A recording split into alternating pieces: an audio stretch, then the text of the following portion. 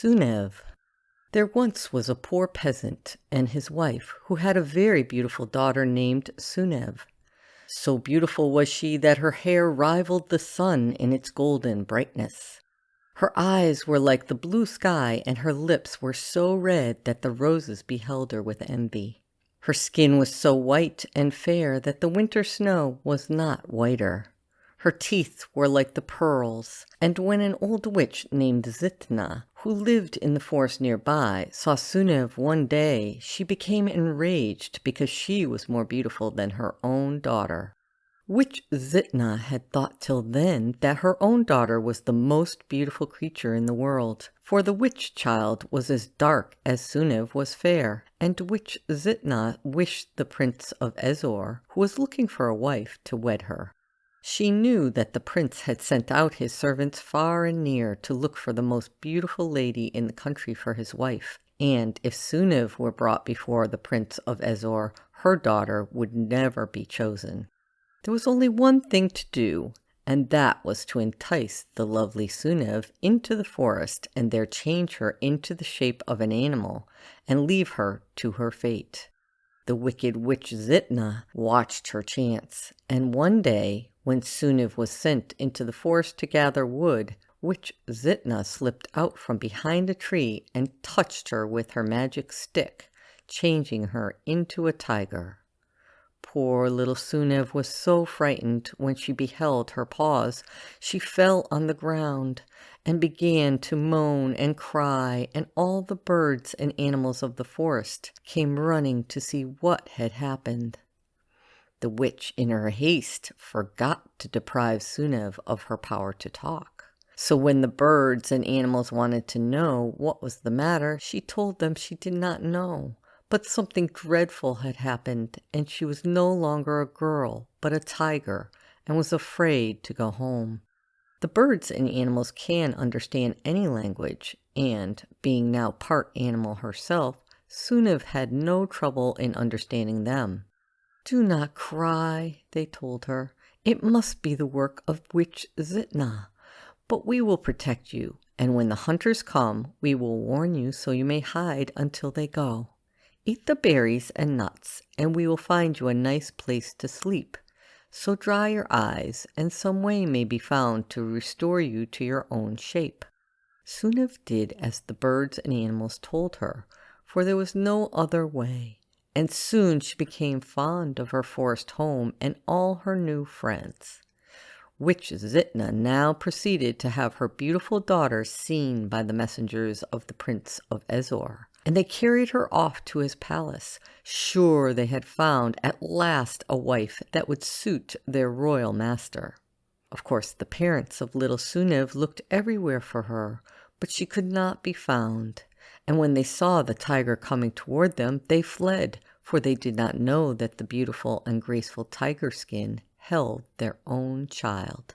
The Prince of Ezor, when he saw the witch child, thought that she was beautiful, but he had wished for a wife that was as fair. So he decided to wait, and sent out his servants again to look for a lady with golden hair. Witch Zitna was enraged when she heard this, for she knew that until her daughter was safely married to the prince, she was not safe. The reason for this was that every night Venus, the goddess of beauty, came to the forest to look for the graceful tiger the fairies had told her about, for, while Sunev looked like a tiger, she had more grace and beauty than a real tiger, though they are graceful too. Venus did not wish even a tiger to rival her in being graceful, so she wanted to see this wonderful animal that she might learn from it more charm. One night Sunev was walking through the forest in the moonlight when Venus, in the form of a tree, beheld her. Knowing at once that the graceful tiger was a mortal changed, she called her attendants, who were not far away, and changing herself back into her own beautiful form, she spoke to Sunev. "What is your name, beautiful creature, and why are you in this form?" she asked. It was the first time anyone but the birds and animals had spoken to her since witch Zitna had changed her, and poor little Sunev began to cry for joy. Venus soothed her, and soon Sunev told her all she knew of her sad plight. But when she told the goddess her name, a flash of anger came to the eyes of Venus. "Oh, witch Zitna has done this," said the goddess. "She shall pay for it, my dear, for your name is mine spelled backwards, and you are my godchild. Zitna knew she had much to fear in the beauty you possess. Come with me." It did not take long to reach the cave of Zitna, for Venus had the power of witches and fairies when she wished to use it.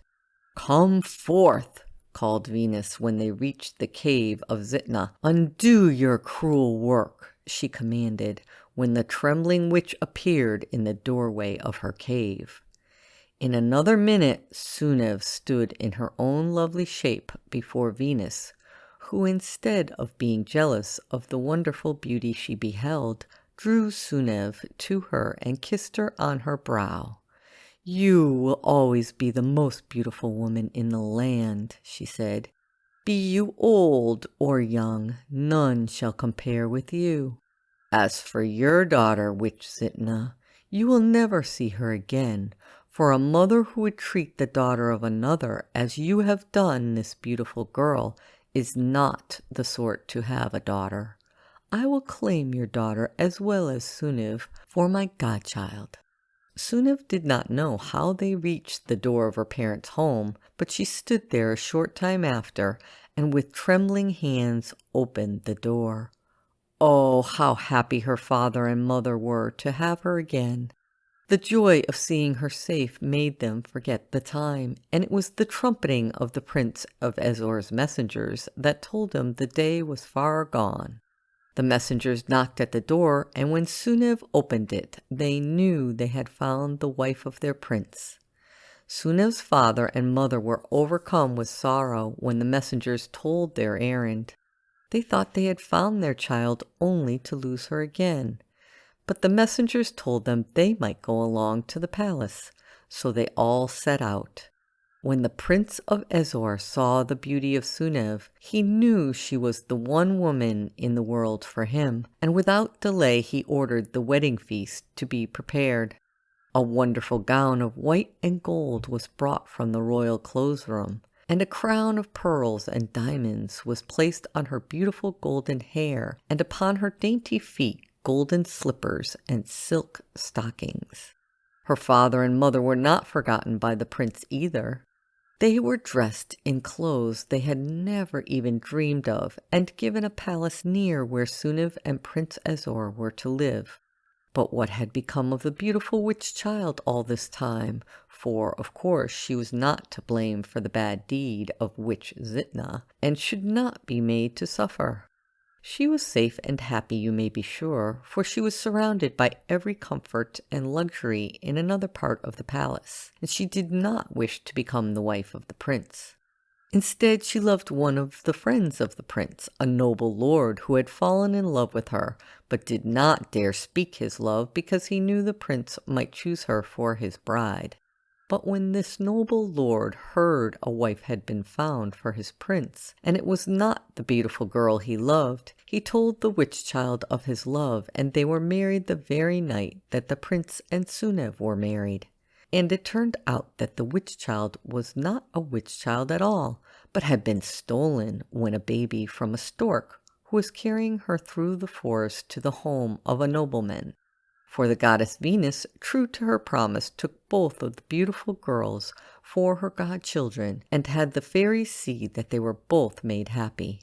The witch child was given a pretty name, but her husband best loved to call her the Queen of Night, because of her wonderful dark beauty. Sunev was the Princess of Ezor, of course, but the prince called her Princess Rose, and if you will spell Ezor backward, you will learn why.